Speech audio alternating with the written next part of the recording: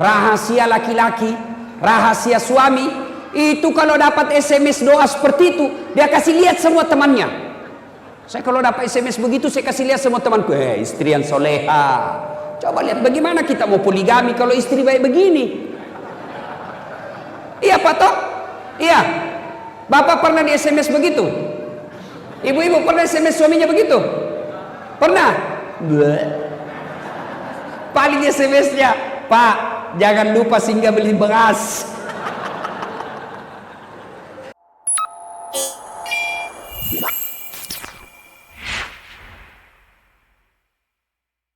Waqala idzan, Allah kemudian berfirman, bismillahirrahmanirrahim, innallaha wa malaikatahu yusalluna ala nabi ya ayyuhalladzina amanu sallu alaihi wa sallimu taslima. Sesungguhnya Allah dan para malaikatnya bersalawat kepada Rasulullah Muhammad sallallahu alaihi wasallam, maka wahai orang-orang yang beriman, bersalawatlah kalian kepada Rasulullah dengan sebaik-baik salawat. Sadaqallahul azim, maha benar Allah dengan segala firman-Nya. Ibu bapak, saudara-saudara sekalian yang saya hormati, pada taklim kita kali ini saya akan memberikan oleh-oleh untuk kita amalkan dalam kehidupan sehari-hari. Karena kadangkala ada orang pulang pengajian tidak ada oleh-olehnya kecuali kue. Sudah saya biasa lihat itu pengajian, pulang ditanya bagaimana pengajiannya, alhamdulillah hebat. Bagaimana ceramahnya? Jago memang itu Ustaz. Apa dia bilang? Saya sudah lupa. Ya. Bahkan ada sekarang pulang pengajian dia menjadi juri Pak. Pulang pengajian membanding-bandingkan saja Ustaz. Wah, itu kalau Ustaz itu yang ceramah hebat. Tapi kalau ini yang satu bikin ngantuk. Itu datang dengar pengajian hanya menilai Ustaz. Bukannya mengamalkan tapi menilai saja. Nah kali ini saya akan memberikan oleh-oleh untuk kita amalkan. Mudah-mudahan dalam kehidupan sehari-hari bisa diterapkan. Bapak, saudara-saudara sekalian, oleh-oleh kita hari ini yang pertama, biasakan kapan dan dimanapun selalu ada wudhu. Mau ke pasar, wudhu dulu. Mau pergi kantor, wudhu dulu. Mau pergi ngajar, wudhu dulu. Mau pergi antar jemput anaknya, wudhu dulu. Bahkan ibu-ibu mau pergi gosip sekalipun, wudhu dulu. Nah sekarang apa kelebihannya orang yang selalu ada wudhunya? Apa keutamaan orang yang selalu ada wudhunya? Buka Al-Quran. Al-Quran menjelaskan orang yang selalu ada wudhunya, innallaha yuhibbut tawabina wa yuhibbul mutatakhirin. Orang yang selalu ada wudhunya dicintai oleh Allah. Lalu orang kalau dicintai Allah, apa kelebihannya? Apa kelebihan orang yang selalu ada wudhunya? Orang yang selalu ada wudhunya, insya Allah dicintai oleh Allah. Lalu kalau Allah telah cinta kepada kita, apa kelebihannya? Orang yang dicintai Allah Pak, apapun dia minta pasti dikasih. Ya Allah, berikan saya kekayaan, dikabulkan. Ya Allah, sembuhkan penyakitku, dikasih. Kenapa? Sudah dicintai Allah. Namanya orang kalau dicinta, apa dia minta pasti dikasih. Contoh, ada anak muda lagi jatuh cinta sama cewek. Kebetulan ceweknya mata duitan. Dia bilang ceweknya, kak, betul kau sayang saya? Betul. Kalau betul abang sayang saya, belikan saya pulsa. Tidak ada duitnya sang cowok, terpaksa dia pinjam sama temannya. Bos, pinjam dulu uangmu 100.000. Bulan depan saya ganti 200.000. Untuk apa? Daripada dia putuskan cintaku, biarlah saya ganti kau 200.000. Terpaksa pinjam duit. Untuk apa? Menyenangkan hati yang dicintai. Ustadz, saya selalu ada wudhu. Tiap hari saya ada wudhu Ustadz. Tapi yang saya minta tidak dikasih. Percayalah apa yang kita minta tidak baik buat kita. Contoh, selalu saya contohkan. Tamat SMA dulu Pak, saya daftar tentara, menjadi akabri penerbang. Begitu tes fisik tidak lulus. Kenapa? ceper, tidak cukup tinggiku. Saya protes kepada Allah, ya Allah, kenapa kau takdirkan saya dalam keadaan pendek? Saya 14 bersaudara Pak, saya yang paling pendek, saya anak ke-13. Kenapa ketawa?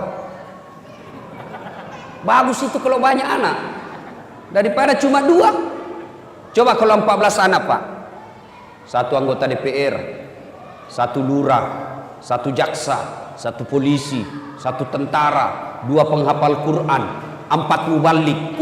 Hebat Pak. 14 anak, 1 tenggelam, masih ada 13.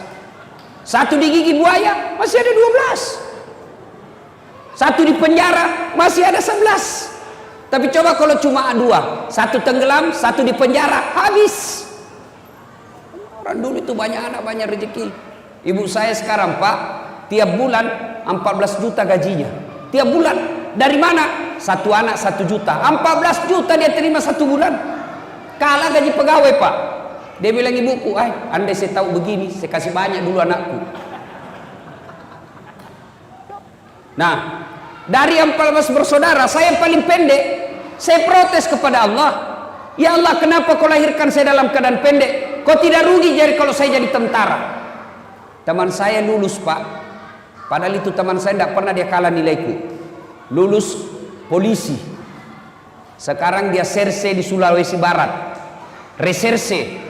Sudah bunga-bunga dia di sini 2, pakai baret merah. Saya lulus pakai baret putih. Tapi alhamdulillah, dengan baret putih yang saya pakai, mulai baret hitam sampai baret putih, ku caramai kau semua. Allah kasih yang terbaik. Saya gagal jadi tentara, daftar lagi saya jadi dokter. 3 kali saya ikut UMPTN, malah saya lulus di Sospol. Temanku yang jadi dokter, kira-kira 3 tahun yang lalu, saya telepon Ramadan, dok, kembali lebaran sama keluarga? Tidak Ustadz. Rugi-rugi tuh cari uang, tidak kumpul lebaran sama keluarga. Apa dia bilang? Mahal Ustadz, untuk sampai ke kampung 16 juta tiket. Dalam hatiku, alhamdulillah, untung saya tidak jadi dokter, untung saya jadi Ustadz. Sekarang saya keliling-keliling ceramah Pak. Allah kasih yang terbaik. Maka kalau mau dicintai Allah, biasakan ada wudhu. Kalau Allah telah cinta sama sampean, apa yang Bapak minta pasti dikasih. Kalau tidak dikasih, jangan sangka buruk. Pasti yang Bapak minta tidak baik buat Bapak. Anak daftar tentara tidak lulus, bukan di situ yang terbaik. Anak daftar PNS tidak lulus, bukan di situ yang terbaik. Percayalah, Allah memberikan yang terbaik. Yang kedua, orang yang selalu ada wudhunya. Setelah dicintai Allah, maka orang yang selalu ada wudhunya, insya Allah terpelihara dari dosa dan maksiat. Kok bisa? Contoh Pak, Bapak kalau ada wudhu, kan tidak mau jabat tangan sama perempuan. Coba lihat, jangankan sama orang lain, sama istri sendiri kita tidak mau itu. Sudah wudhu, ada istri, aja, kajenekku, jangan ada wudhuku, padahal dengan istri, apalagi dengan orang lain. Kalau ada wudhu terpelihara dari dosa, maka mulai besok Pak, amalkan itu. Kemana-mana ada wudhu. Saya rasakan waktu saya sekolah kuliah, kalau saya naik angkot tidak mau saya duduk dekat sama cewek. Cewek di sini, saya di sini. Terpaksa duduk dekat cewek, kenapa itu yang kosong kita mau ujian? Oke, duduk sama cewek, tapi saya waspada. Saya selalu waspada Pak. Tiba-tiba sopirnya mendadak, saya pegang itu besi. Tahan. Kenapa? Saya ada wudhu. Tapi kalau tidak ada wudhuku Pak, belum direm, saya nyasar duluan. Coba. Jadi orang yang selalu ada wudhunya, insya Allah terpelihara dari dosa dan maksiat. Yang ketiga, orang yang selalu ada wudhunya, insya Allah terhindar dari kekafiran ketika wafat. Kok bisa? Ajal kita tidak tahu kapan menjemput. Ajal kita tidak tahu kapan datangnya. Tapi kalau ada wudhu, ajal menjemput, kita dalam keadaan suci. Sebelum saya lanjut ini Pak, ini bapak-bapak yang bawa anak, Bedanya bapak saya dulu waktu saya kecil Pak, saya ini tidak pernah mondok Pak, tidak pernah mondok. Bahkan saya pernah tamat SD, pernah bertengkar bapak saya berdebat. Karena saya mau masuk pesantren tapi tidak dikasih masuk pesantren. Kenapa? Pesantren waktu itu mahal. Tidak bisa bapak saya bayar. Bayangkan 14 bersaudara, bapak saya petani penggarap. Tahu namanya petani penggarap Pak? Sawahnya orang dia kerja, kalau naik 10 karung, ya 9 karung untuk yang punya sawah, 1 karung untuk bapak saya. Itu namanya petani penggarap. Jadi waktu itu saya mau masuk pesantren, bapak saya tidak bisa. Kenapa? Waktu itu pesantren lebih mahal daripada sekolah umum. Tidak pernah mondok. Tapi bagaimana bapak saya kalau dia bawa saya ke masjid? Sudah kok, duduk kamu di sini, dengar itu ustaz ceramah. Maka saya dah tahu agama melalui masjid. Coba bapak-bapak bawa anaknya berkeliaran di sana. Itu bedanya kita orang Kristen Pak. Itu orang Kristen kalau dia bawa anaknya ke masjid, dia ke gereja, dikasih duduk di sampingnya itu. Duduk kok, dengar pendetamu. Coba lihat tuh anak-anak Nasrani kalau dia ke pendeta, ke gerejanya. Sudah samping. Kalau kita duduk dengar ceramah, anaknya kopi main. Siapa anak itu? Tidak ada yang mau akui itu. Coba, siapa anak? Tidak ada yang mau ngakui. Mestinya duduk di samping kita, dengar. Masa kalau ulang tahun anak kita mampu kita kasih hadiah, dengar ceramah kita tidak kasih hadiah. Nah, Bapak saudara-saudara sekalian, nah, kita tidak tahu ajal kapan menjemput. Tapi ketika ada wudhu, kita keluar rumah tiba-tiba ajal menjemput. Di perjalanan kita ajal, di kantor ajal, ada wudhunya. Subhanallah, kita mati dalam keadaan suci, menjemput, menghadap kepada Allah, kita dalam keadaan suci karena ada wudhu. Yang keempat, keutamaan orang yang selalu ada wudhunya. Menurut Al-Quran, simahum fi wujuhihim min asari sujud. Di muka mereka nanti di akhirat ada bekas sujud. Apa bekas sujud? Kata Nabi, mukanya bercahaya karena wudhunya. Dijelaskan dalam kitab, umat Islam nanti menghadap Qadir Rabbul Jalil, dia tidak perlu mengaku ya Muhammad saya umatmu, tapi tanda-tandanya bercahaya wajahnya. Nanti umat Islam Pak mengeluarkan cahaya wajahnya, sehingga ketika menghadap Allah tidak perlu lagi kita mengaku ya Muhammad saya umatmu, tapi otomatis ketahuan karena wajahnya berseri-seri akibat wudhu. Maka oleh-oleh kita yang pertama, biasakan ada wudhu. Ibu-ibu ini biasanya kalau ada pengantin banyak perempuan tidak sholat. Kenapa? Gara-gara make up.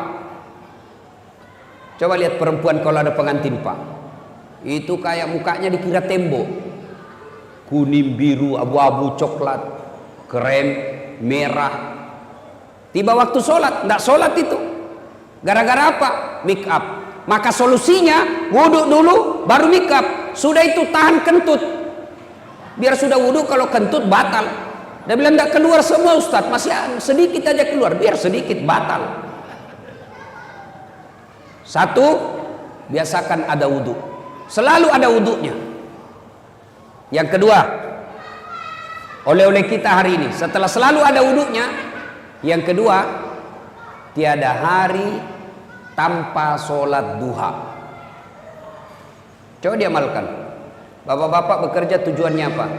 Memperbaiki dunia. Merantau dari Jawa, merantau dari Sulawesi, datang ke sini untuk apa? Memperbaiki dunia. Lalu siapa yang punya dunia? Allah Subhanahu wa ta'ala. Allah memberikan resep, kunci. Kalau mau sukses pekerjaanmu hari ini, maka biasakan sholat duha. Amalkan sholat duha. Bagaimana caranya sholat duha? Semua sudah tahu lah. Waktunya aja yang berbeda. Kalau tahajud, syaratnya harus sudah tidur. Waktunya malam hari. Berapa lama tidur? Biar 10 menit. Bapak tidur jam 12. Jam 12.15 menit bangun, sudah boleh sholat tahajud. Tapi waktu paling bagus sepertiga di akhir malam, kira-kira jam 4 subuh. Nah, itu paling bagus. Tapi kalau kita terbangun jam 1, boleh. Berapa rakaat? 2 sampai dengan 8. Artinya apa? 2 rakaat salam, 2 rakaat salam, 2 rakaat salam, 2 rakaat salam. Apa niatnya? Sudah. Sholli sunnatal tahajud raka'ataini lillahi ta'ala. Allahu akbar. Saya niat salat sunat tahajud. 2 rakaat sunnah hukumnya bagi saya lillahi ta'ala. Allahu akbar. Itu kalau salat tahajud. Kalau salat duha waktunya pagi hari. Jam berapa? Jam 7 kira-kira sampai menjelang duhur, ya kira-kira setengah 12. Berapa rakaat? 2 sampai dengan 8. Boleh 2, boleh 4, boleh 6, lebih bagus 8. Bagaimana niatnya? Ini yang selalu jadi pertanyaannya ibu majelis taklim. Apa niatnya? Niat itu tidak harus diucapkan, Pak. Niat itu tidak harus dilafazkan. Niat itu bahasa hati. Tanpa diucapkan Allah sudah tahu. Misal Bapak wudhu, sudah ada dalam hati mau sholat duha, itulah niat. Tapi kalau mau diucapkan boleh. Sholli sunatal duha raka'ataini lillahi ta'ala. Allahu akbar. Saya niat sholat sunnah duha 2 rakaat sunnah hukumnya bagi saya lillahi ta'ala. Allahu akbar. Sudah. Tidak hafal juga itu, ambil jalan pintas. Gimana caranya? Berdiri tegak menghadap ke kiblat, baru bilang begini, Tuhan sembahyang sunat duha ya, Allahu akbar. Sudah. Yang ketawa saya serius ini, Pak. Sudah. 2 rakaat berikutnya ulang lagi, Tuhan masih seperti yang tadi, Allahu akbar. Sudah. Daripada tunggu hafal usalli, kalau tidak hafal Bapak tidak sholat. Boleh bahasa Indonesia, boleh. Kalau niat boleh bahasa apa saja. Bahasa Jawa monggo, bahasa Bugis silahkan, bahasa Indonesia boleh, bahasa Inggris kalau tahu niat. Tapi kalau takbir Allahu akbar, sudah tidak boleh bahasa masing-masing.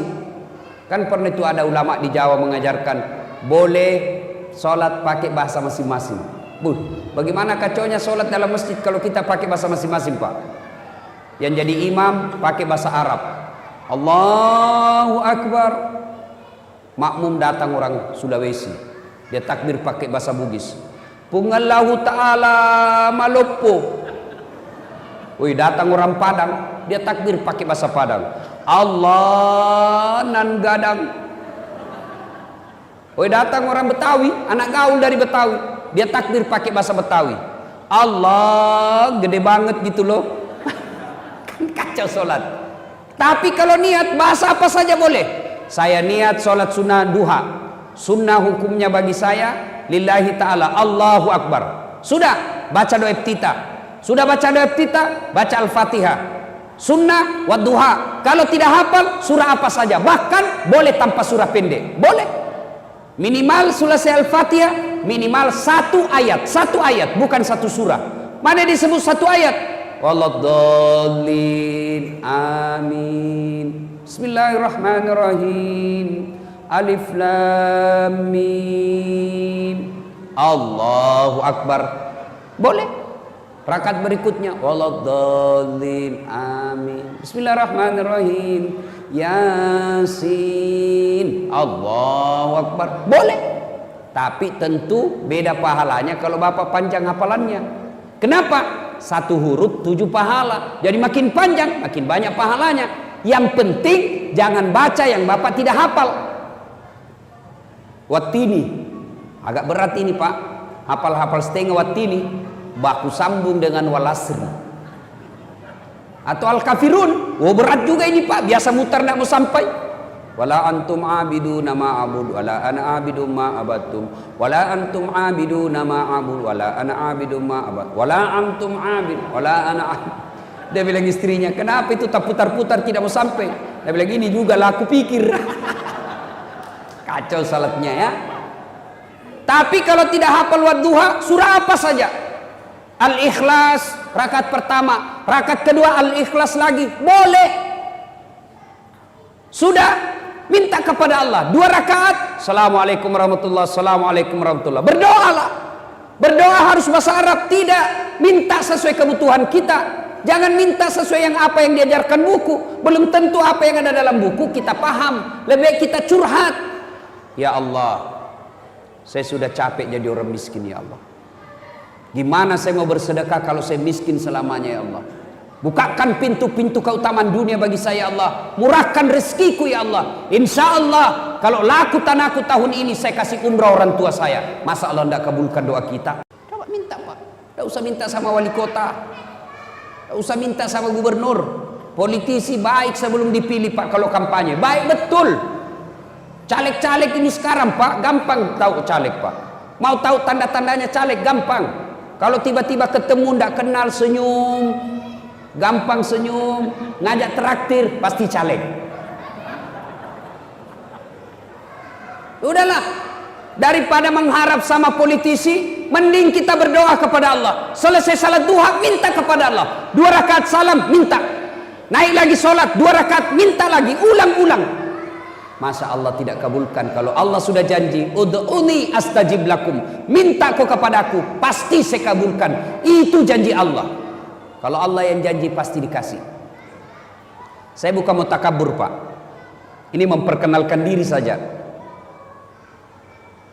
Itu tadi MC masih kurang gelar saya disebutnya Pak. Tuh kalau gelar saya disebut panjang betul Pak. Kalau disebut gelarnya Doktor Dasat Latif, tidak usah sebut hajinya karena hajinya sudah 7 kali. Jadi kalau dipasang hajinya 7, hahaha. Belum lagi umrohnya, tidak usah. Doktor Dasat Latif, SOS, Sarjana Sosial, SAG, Sarjana Agama, MSI, Master Science, PhD, Philosophy of Doctor. 2 doktornya Pak, 2 sarjananya. Kok bisa? Sholat duha rumusnya. Dulu waktu saya sekolah Pak, SMA dan kuliah, kalau bunyi bel, istirahat. Kawan-kawan saya lari ke kantin, saya masuk ke musalla. Saya berdoa kepada Allah, ya Allah, saya terima nasibku orang miskin, saya terima nasibku orang kampung, tapi jangan pula engkau miskinkan ilmuku. Jadikan diri hamba sebagai pusat ilmu pengetahuan, jadikan diri hamba kebanggaan buat orang tua saya, murahkan rezekiku dalam menuntut ilmu ya Allah. Sudah saya berdoa 2 rakaat saja, 2 rakaat 5 menit, berdoa 3 menit, paling 8 menit, masih ada waktu 22 menit. Selesai sholat, selesai berdoa, baru saya ke kantin kalau ada uang. Kalau tidak ada uang, cari anak orang kaya yang beleng-beleng. Beleng-beleng itu kalau di Makassar dongo. Dongo itu kata Rocky Gerung dungu atau goblok. Karena anak-anak orang kaya rata-rata beleng-beleng. Dan saat ada PR, ada. Kerjakan dulu, gampang, tapi belikan saya kue, barter. Sholat duha. Biasakan sholat duha. Kecil buat Allah kasih kita dunia. Apa susahnya Allah? Kasih dunia, sholat diperbaiki. Minta kepada Allah. Pak, saya pernah rasakan jadi cleaning service, membersihkan toilet 4 travel terbesar di Makassar waktu itu, Jalan Mapanyuki.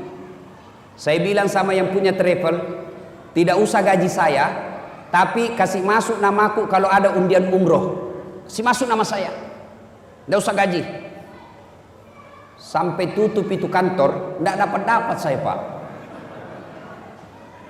Saya pernah menjadi pegawai catering, ngantar-ngantar nasi. Ya kalau catering mewah, ini catering abal-abal Pak. Jalan Harimau, lorong 77A, depan Masjid Baitul Aman, situ ada catering. Orang bau-bau, namanya Bapak Resa. Bapak Resa kasih kerja saya ngantar nasinya ke Jalan Sudirman. Semua bank-bank itu langganannya saya ngantar. Tidak usah gaji saya, kasih makan saya 2 bersaudara 1 hari, 2 kali saja, tidak usah kasih saya duit. Saya pernah menjadi loper koran, ngantar-ngantar koran, selesai sholat subuh pakai sepeda BMX, dicuri lagi sepedaku. Saya pernah keluar dari kelas belajar Pak, waktu itu saya kuliah. Saya keluar dari kelas, ada kawan saya, senior saya, tunjukin saya. Dasat, tidak malu-malu kau itu. Apa? Bajumu cakar terus. Tahu cakar? Baju bekas. Itu kalau di toko resmi 100.000 satu, ini 100.000 7 masih bisa ditawar. Saya tidak marah, saya cuma bilang ya Allah, murahkan rezekiku, panjangkan umurku supaya saya bisa berbuat baik sama ini orang. Saya pernah rasakan itu Pak. Naik mobil dari kampung saya di Pindrang, kurang lebih 200 km. Naik mobil sampai ke Makassar, 8 jam berdiri. Kenapa? Bayar setengah. Kalau bayar full waktu itu 6.000, saya cuma bayar 2.000. Berdirilah saya Pak. Paling siksa kalau tengah malam ngantuk. Saya rasakan itu berkali-kali. Demi Allah saya sering rasakan.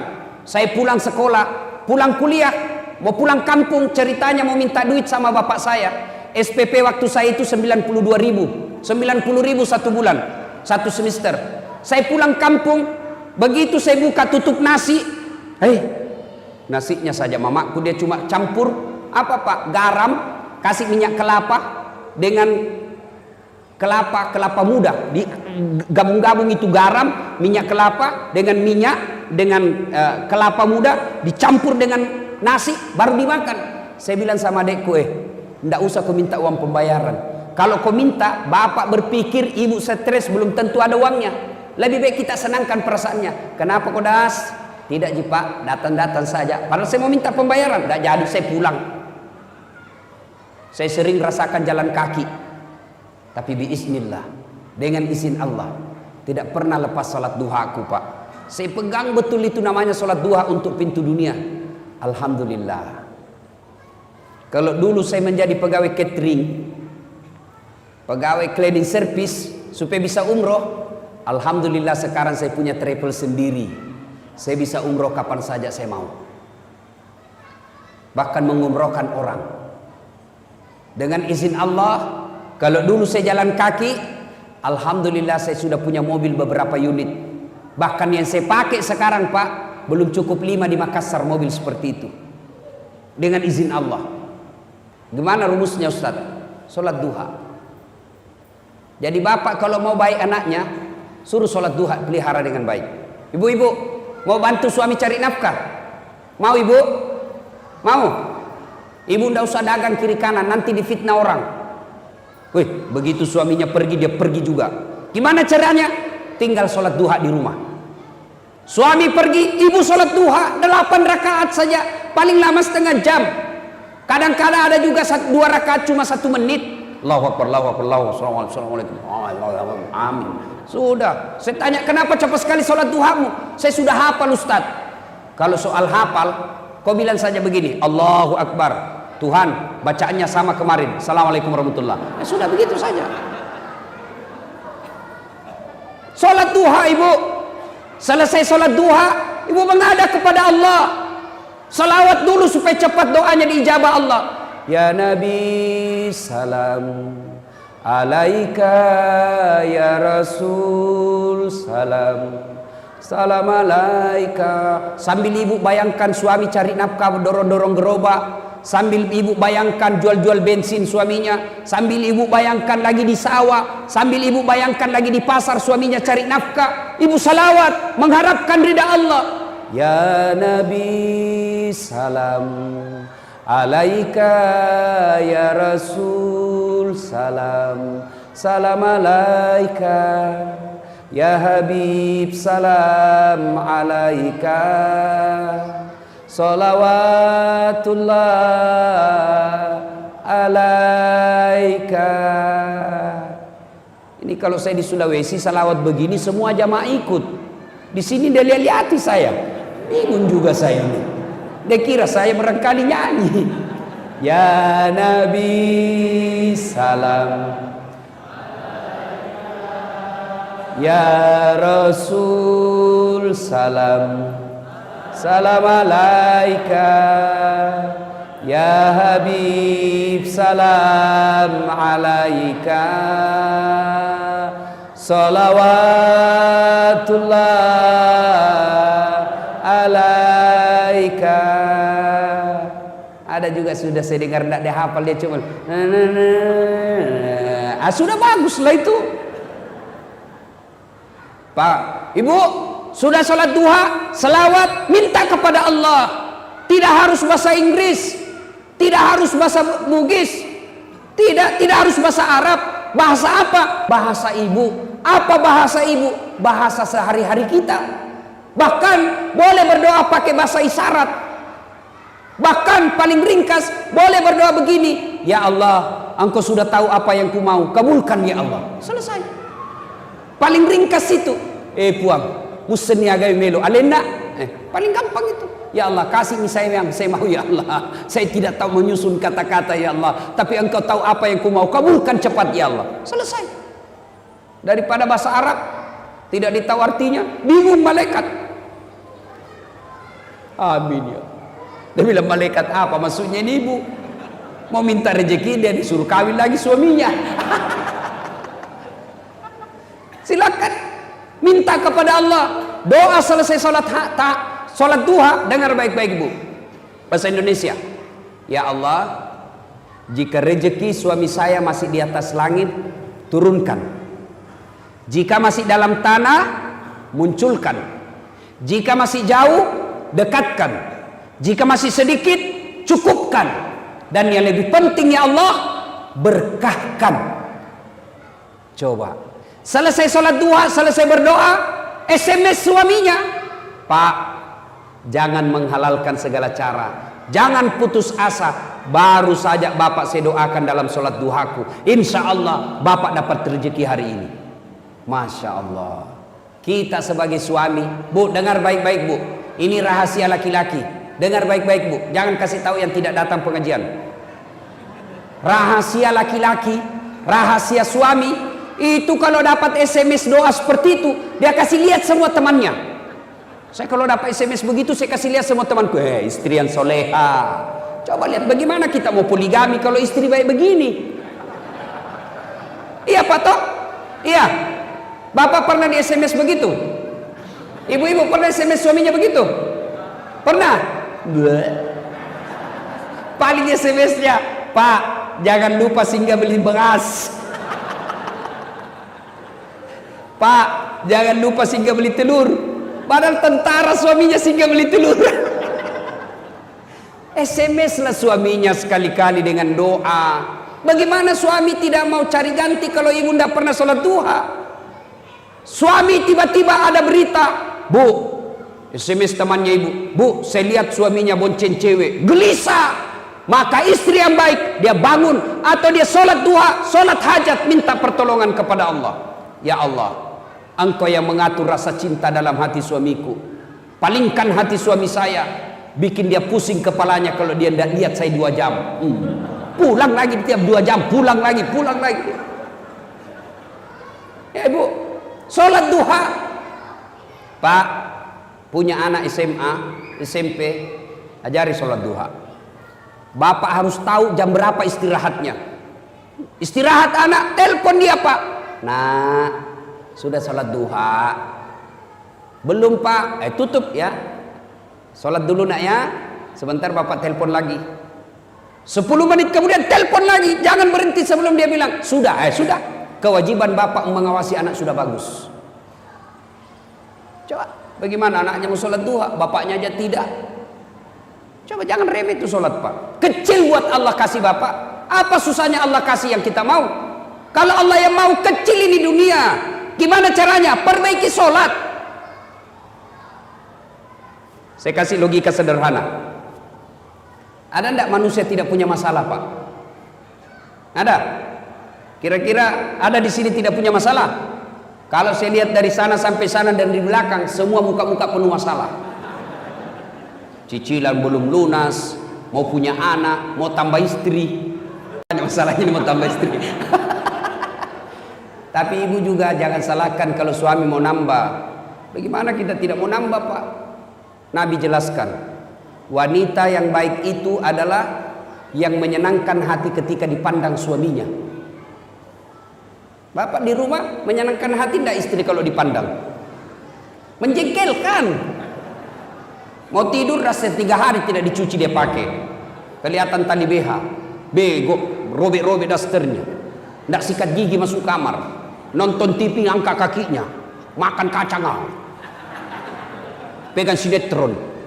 Nonton film India. Sudah itu dia bandingkan suaminya sama Sahrul Khan. Wah, terlalu tinggi tembakannya.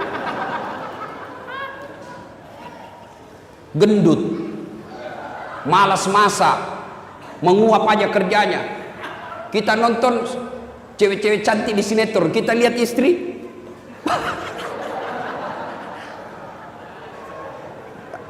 yang ngangkat keteknya Pak sambil menguap. Bagaimana suami tidak tekanan batin? Bu, lain kali kita bahas bagaimana menjadi istri yang soleha. Nah, ibu bapak, saudara-saudara sekalian, ada enggak rumah tangga tidak ada masalahnya? Ada? Jangankan kita, Pak, Nabi ada masalah dalam rumah tangga. Saya kasih contoh. Pak, istri cantik. Kira-kira istri cantik masalah apa bukan? Masalah, Pak. Kenapa? Digoda orang. Apalagi kalau suaminya jelek. Wow, lebih masalah lagi itu, Pak. Berarti bagus kalau suami jelek, istri jelek, Pak. Istri cantik masalah. Berarti bagus kalau istri jelek. Istri jelek dihina orang, Pak. Kita lagi yang malu jalan sama dia. Duluan aja, Bu. Saya menyusul. Kenapa? Jelek. Istri cantik masalah, istri jelek masalah. Berarti bagus kalau tidak ada istri. Lebih masalah lagi, Pak. Berarti bagus kalau banyak istri. Wow, lebih masalah. Ditelepon kita sama tetangga, Pak, ada istrimu di sini, istri pertama sama istri kedua baku tarik rambut di pasar. Itu masalah. Ada istri masalah, tidak ada istri masalah, jelek istri masalah, cantik istri masalah. Semua masalah, Pak. Ini adik-adik mahasiswa, bapak-bapak yang sudah kerja. Waktu kuliah apa masalahnya? Kira-kira waktu kuliah apa masalahnya? Mau jadi sarjana. Sudah sarjana selesai masalahnya? Belum. Mau dapat kerja pegawai. Sudah jadi pegawai selesai masalahnya? Belum. Muncul masalah baru. Mau kepala bagian. Sudah jadi kepala bagian selesai masalahnya? Tidak. Mau jadi kepala dinas. Sudah kepala dinas selesai masalahnya? Belum. Muncul masalah baru. Mau jadi sekda. Sudah jadi sekda selesai masalahnya? Tidak. Mau jadi bupati. Sudah jadi bupati selesai masalahnya? Tidak. 2 periode dong. Ayo. Sudah 2 periode selesai masalahnya? Belum. Mau jadi gubernur. Dulu apa masalahnya? Mau punya mobil. Sudah punya mobil selesai masalahnya? Tidak. Cicilannya kasih pusing. Sudah lunas selesai masalahnya? Tidak. Jelek lagi dilihat mobilnya. Tidak ada masalahnya, Pak. Ustadz, tidak ada masalahnya. Banyak masalahnya, Pak. Kadang-kala ditipu, kadang-kala diundang seada-adanya, diundang pakai motor tua. Saya pernah diundang jemput pakai Vespa tua, Pak. Ribut sekali. Tung. Saya bilang, hehehe, kasih mati itu motormu, kau ganggu komplek. Dia bilang, kalau dikasih mati, Ustaz tidak mau menyala. Motor tua, Pak. Buru-buru, Ustaz, naiklah saya. Tak, kipas-kipas saya punya sarung. Dia paksa jalan motornya, motor tua Vespa. Dalam hati saya, mati dia. Mati betul mesinnya. Pas mati, dia berdiri baru dia bilang, minta maaf Ustaz, tolong dulu dorong. Itu masalah, Pak. Ustaz masalah, pegawai negeri masalah, tentara masalah, semua orang ada masalah. Nabi pun ada masalahnya. Dalam rumah tangga beliau pernah kelaparan 3 hari sehingga Hasan Hussein pucat. Lama tidak makan, cuma minum. Coba. Dalam rumah tangga romantis, Nabi pernah difitnah Aisyah selingkuh. Dalam rumah tangga kekeluargaan, beliau Rasulullah diusir oleh pamannya, pindah dari Mekah ke Madinah. Siapa yang usir? Abu Lahab dengan Abu Sufyan, sepupu satu kalinya Nabi. Coba. Semua ada masalah, Pak. Apalagi kita. Berarti masalah itu bukan masalahnya. Masalah kita bukan masalah itu, tapi masalah kita adalah bagaimana cara mengatasi masalah. Itu yang jadi masalah. Bagaimana cara mengatasi masalah? Mengatasi masalah tanpa masalah. Oh, tahu juga orang Pegadaian di sini ya. Nabi ada masalahnya, beliau bagaimana solusinya? Ambil wudhu, sholat hajat 2 rakaat, ngadu kepada Allah. Itu Nabi ada masalah, beliau wudhu, ngadu kepada Allah. Kalau kita ada masalah, ambil Facebook, update status, teganian kau, rindu sama suaminya, di mana di kau?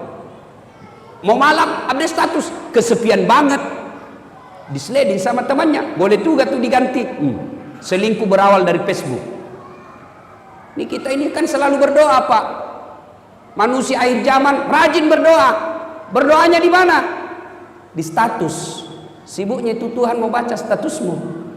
Mengadu kepada Allah. Salat duha, salat hajat, minta kepada Allah. Kalau Allah yang kabulkan, kecil. Dua bapak saya tanya, ada yang pernah tidur di sini 24 jam tidak pernah bangun-bangun? Ada? Ada enggak yang pernah tidur di sini Pak 2 hari tidak pernah bangun-bangun? Ada? Kecuali pingsan atau koma. Tidak masuk akal. Tapi kalau Allah yang mau, ada manusia yang tidur bukan 2 hari, bukan 1 bulan, bukan 1 tahun, bukan 100 tahun. Berapa? 309 tidur tidak pernah bangun-bangun. Ashabul Kahfi buka Quran. Tidak masuk akal. Tapi kalau Allah mau, jadi. Sini saya tanya, ada tidak manusia bisa hidup kalau dibakar api yang sangat besar? Kira-kira bisa? Bisa tidak? Tidak mungkin, pasti mati kalau dibakar api. Tapi kalau Allah yang mau, Ibrahim alaihissalam dibakar dalam api yang sangat besar, keluar kedinginan. Kalau Allah mau. Tidak percaya, buka surah Al-Anbiya. Apa lagi? Pak, perempuan tidak pernah disentuh laki-laki, bisa hamil tidak? Perempuan tidak pernah disentuh laki-laki, bisa hamil? Tidak mungkin, kata ilmu kedokteran. Tapi kalau Allah yang mau, Siti Maryam, wanita suci, tidak pernah disentuh laki-laki, lahir Isa alaihissalam. Coba kalau Allah mau. Cuma sekarang banyak mau saingan Siti Maryam, hamil tidak ada suaminya, beleng-beleng. Kalau Allah yang mau, tidak ada mustahil. Maka Allah cuma minta ista'inu bis-sabri was-salah. Perbaiki sholat. Ada sakit asam urat di sini? Ada? Prostat, kolesterol, gula, kecil buat Allah, kecil. Kecil buat Allah sembuhkan itu. Gimana caranya? Jangan ke dokter dulu, ngadu dulu kepada Allah dalam sholat tahajud, baru ke dokter. Memangnya dokter yang sembuhkan kita? Bukan dokter yang sembuhkan. Siapa yang sembuhkan? Allah.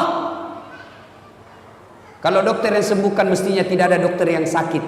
Tapi buktinya mantan Menteri Kesehatan Republik Indonesia meninggal gara-gara penyakit. Menteri Kesehatan, Pak, mestinya tidak sakit meninggalnya. Sakit, Pak. Kalau Allah mau, coba.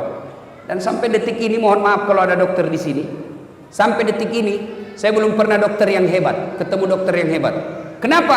Begitu saya ke dokter, saya juga yang kasih tahu penyakitku. Iya toh? Assalamualaikum dok. Waalaikumsalam. Kenapa Ustaz? Mas Ustaz, kenapa Ki Ustaz? Ini tidak enak, serasa perutku menceret-menceret. Kenapa bisa? Dalam hatiku, urusanmu ke dokterku. Tapi kan tidak. Dia tanya berapa berat badan, berapa umur. Kenapa? Beda umur, beda berat badan, beda dosis obat. Kenapa disuruh? Nah ini obat, datang lagi 3 hari akan datang. Kenapa? Apa dokter mau duit? Bukan. Kenapa? Mau dilihat efeknya ini obat, cocok apa tidak. Kalau tidak, ganti obat. Tapi Allah, tanpa Bapak beritahukan, Allah tahu apa penyakit Bapak. Maka lebih minta kepada Allah.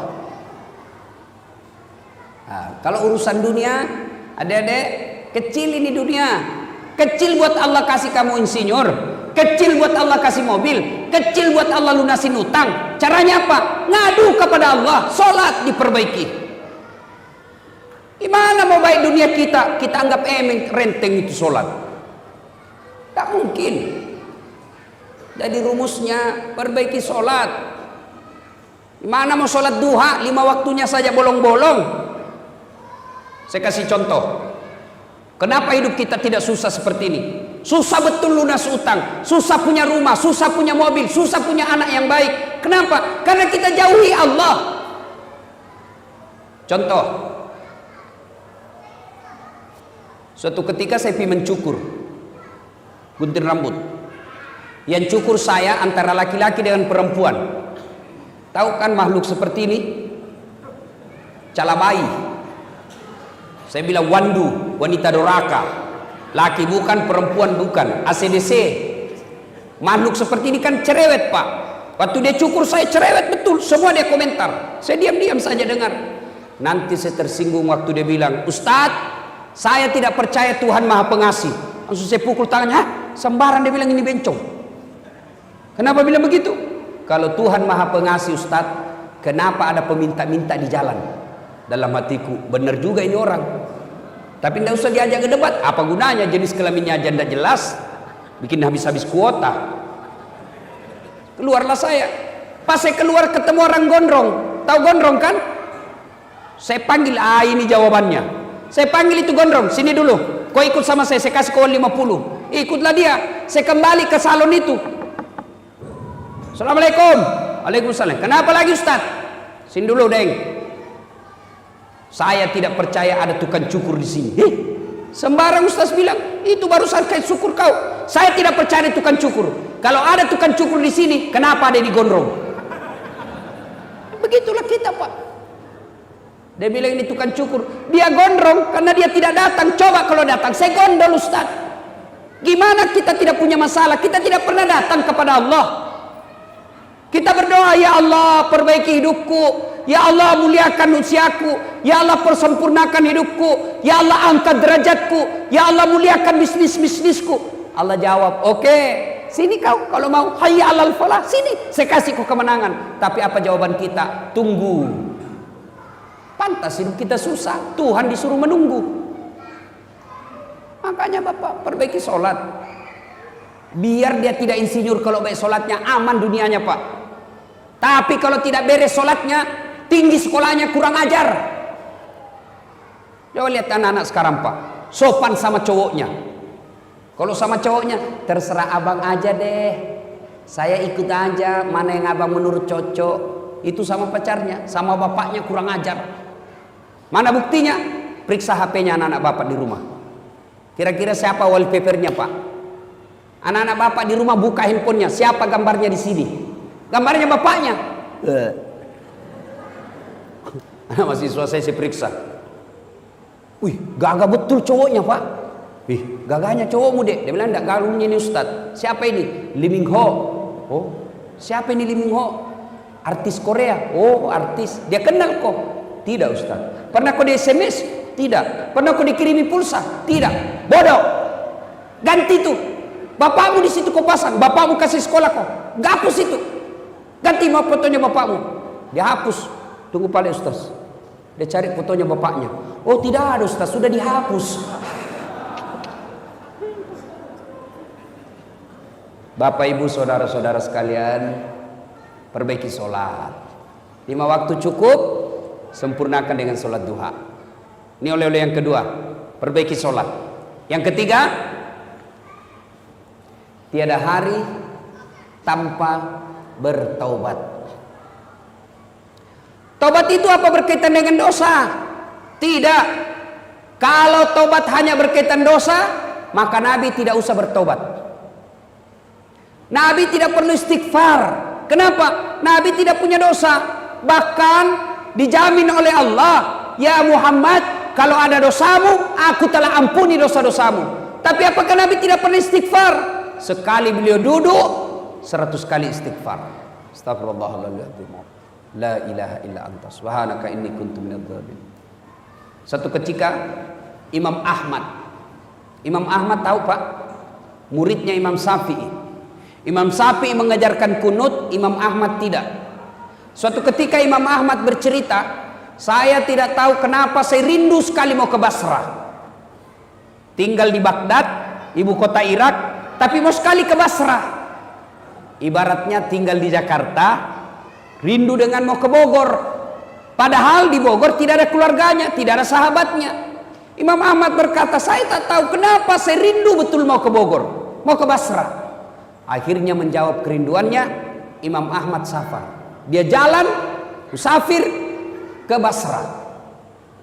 Sampai di Basrah, Imam Ahmad malam selesai sholat Isya, ngantuk capek, mau tidur di masjid.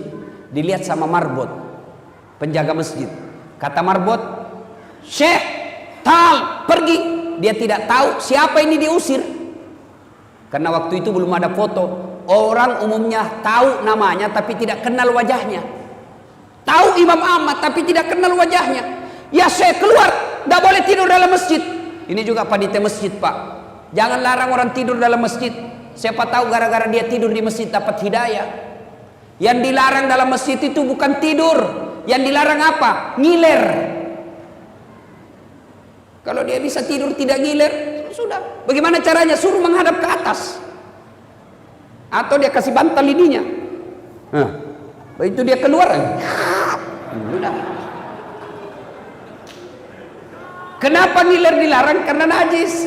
Jadi kalau dia bisa bawa bantal dia tidur di masjid, silakan. Ada orang tidak bisa tidur di rumahnya, dia cari ketenangan, dia datang masjid bisa tidur. Masa kita larang? Saya sudah berapa kali ke Masjidil Haram, Masjid Nabawi, tidak ada ditulis dilarang tidur. Sudah tidak apa-apa, Pak. Siapa tahu dia bisa tenang di dalam masjid. Cuma jangan tiap malam, apalagi sampai masak di dalam masjid. Nah, itu saya juga tidak setuju. Ada juga yang datang masak, gantung celana dalam di pinggir di pagar masjid. Nah, itu Islam tidak seperti itulah. Ya. Tapi masih lebih baik daripada dia peminum. Nah, ibu bapak saudara-saudara sekalian, ini marbot berkata, "Yalah, pergi kau Syekh." Tidak boleh. Dia bilang, "Saya musafir." Tidak boleh, keluar. Didorong. Akhirnya Imam Ahmad tidur di teras. Dia bilang, "Tidak boleh, di teras juga tidak boleh. Keluar kau." Dilihat sama penjaga tukang roti di depan masjid. Kata tukang roti, kasihan betul ini bapak, diusir. Akhirnya apa dia bilang? "Ya setan, Pak Tua sini." Dan dia juga tidak tahu siapa ini. "Syekh, kalau mau tidur di rumah sempit, silakan ikut di rumah saya. Tapi rumah saya sempit, silakan." Pergilah Imam Ahmad tidur. Pagi hari ada yang menarik perhatiannya Imam Ahmad. Apa itu? Ini tukang roti. Selama dia bikin roti, kalimat istighfar yang keluar dari mulutnya. Dia ngambil terigu, astagfirullah. Dia kasih air, astagfirullah. Dia ulek-ulek, astagfirullah. Astagfirullah, astagfirullah. Dia iris-iris, astagfirullah, astagfirullah, astagfirullah. Dia panasi, astagfirullah. Imam Ahmad berpikir, wih, hebat ini. Banyaknya istighfarnya satu kali kue. Dia datangi tuh orang tua pembikin kue. "Pak, Bapak sudah lama begini." "Ya, alhamdulillah sudah lebih 30 tahun. Apa yang Bapak dapat dengan kalimat istighfar?" Dengar jawabannya, Pak. "Alhamdulillah, sepertinya semua keinginan saya Allah kabulkan. Apa yang saya minta Allah kasih." Dia ingat ini penjual roti. Ada satu yang belum aku dapat. Apa? Semenjak saya tahu, saya selalu berdoa, "Ya Allah, jangan mati saya, jangan kau cabut rohku sebelum ketemu Imam Ahmad." Ternyata Imam Ahmad lah yang ada di depannya. Mendengar ini, Imam Ahmad menetes air matanya dan berkata, "Allahu Akbar. Pantas saya rindu datang ke sini. Saya jalan kaki datang ke sini, didorong-dorong keluar ke masjid. Ternyata untuk menjawab doamu yang ingin ketemu dengan Imam Ahmad, kabibat dengan istighfar." Maka Bapak, kalau ada sudah 2 tahun berdoa tidak dikabulkan, maka sebelum berdoa banyak-banyak istighfar. Astaghfirullah Rabbal baraya, astaghfirullah minal khataya. Coba ibu-ibu, kalau suaminya marah, mama. Astaghfirullah Rabbal. Naik suaranya suami. Astaghfirullah. Oh, itu yang siapa? Bapak juga kalau istri sudah istighfar, mestinya bapak kuling daun. Tambah kurang ajar. Wah, itu bapak kesurupan namanya itu. Coba istighfar, Pak. Salah satu senjata melawan setan, kalimat istighfar. Nabi pernah dialog dengan iblis. "Iblis, kalimat apa yang paling kau takuti di antara kami?" Nabi bertanya, "Apa yang paling kau takuti di antara kami?" Iblis menjawab, "Kalimat istighfar." "Kenapa?" "Setengah mati aku suruh kau berdosa, setengah mati ku kumpul dosamu. Ternyata dengan kalimat istighfar habis lagi." Maka Bapak biasakan itu sambil duduk istighfar. Astagfirullah, astagfirullah, astagfirullah, astagfirullah. Ibu-ibu sambil nunggu anaknya jemput sekolah, duduk sambil istighfar. Insyaallah istighfar menghapus dosa, mempercepat dikabulkannya doa. Ibu bapak saudara-saudara sekalian, banyak hal yang ingin kita sampaikan, tapi waktu yang terbatas. Inilah tausiah kita ulang. Oleh-oleh kita hari ini, biasakan kapan dan dimanapun selalu ada wudhu. Yang kedua, tiada hari tanpa solat duha. Sempurnakan solat 5 waktu, lengkapi dengan solat-solat sunnah. Dan yang ketiga, tiada hari tanpa istighfar atau bertobat. Mudah-mudahan mampu kita amalkan ini. Kalau 3 hal ini kita amalkan, janji Allah, maqamam mahmuda, saya angkat derajatmu. Derajat di dunia, insya Allah derajat di akhirat kelak. Ibu bapak saudara-saudara sekalian, inilah tausiah kita, mudah-mudahan ada manfaat.